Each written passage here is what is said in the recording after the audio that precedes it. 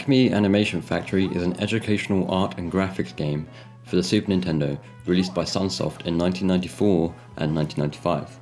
It works with the Super Nintendo mouse and is a similar game to Mario Paint. In Animation Factory, the player has many modes to choose from. The game has a Looney Tunes theme around it, with many of the classic characters appearing in various forms throughout the game.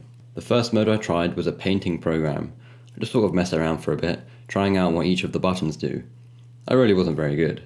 There are many tools to use. Although quite simple, it would have kept kids entertained in the mid-90s. I felt like I would have enjoyed it more if I was given some sort of tutorial, but it's a Super Nintendo after all and not a computer. The game gives you the ability to save your drawings to the game cartridge, meaning that you will theoretically never lose your precious drawing. Well, it possibly would if the battery died in the cartridge. There are a few templates to choose from, where you can paint over them and fill them in. I found out about these afterwards. I would have loved to mess around with these, but the game doesn't tell you anything or where to find them. When you hover over a button, it doesn't tell you what it does, so you have to click it and find out, and hope it doesn't delete your drawing. It's an alright program. The next mode I tried was the animation mode. Again, I didn't really know what I was doing, so I messed around for a bit. You have to animate frame by frame, just like a Looney Tunes artist. When this game came out in '95, it might have been a big deal. I wouldn't have known because I wasn't born yet. If I was a child when the game came out, and wanted something else to keep me occupied instead of Mario Paint, I would have given this a go. I loved Looney Tunes as a kid, and I would have had the patience to learn what all the buttons do. The game, if you could call it that, features a music program, similar to Mario Paint, where you can lay down notes for different instruments and play it back to your heart's content. While not entirely original, it is fun for a few minutes. Maybe if I was a lot younger, I would have spent a bit more time with the game. Most people associate the Super Nintendo mouse with Mario Paint, but this little known game also supported it.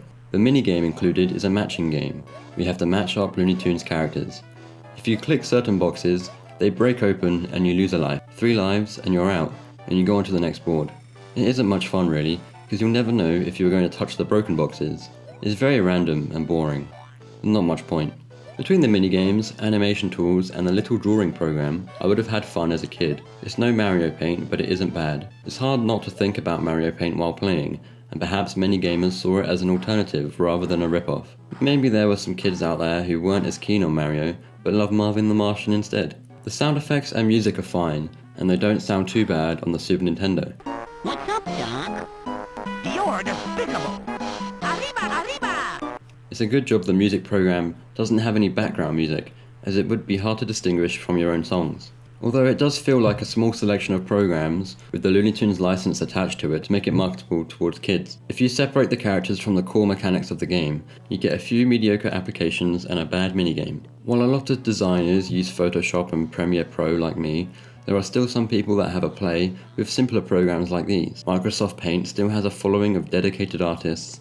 Even Mario Paint still has people drawing amazing artworks on its simple program, like Mike Matei. I doubt anyone would really use this one instead, but it's a nice alternative anyway. I'm sure this game would bring back a lot of nostalgia for the gamers that played it, but for others like me, who have just discovered it, it really doesn't seem much fun. Thanks for watching, and if you've ever played this game, let me know your thoughts. Did you used to own it, and how well does it hold up today? Until next time. That's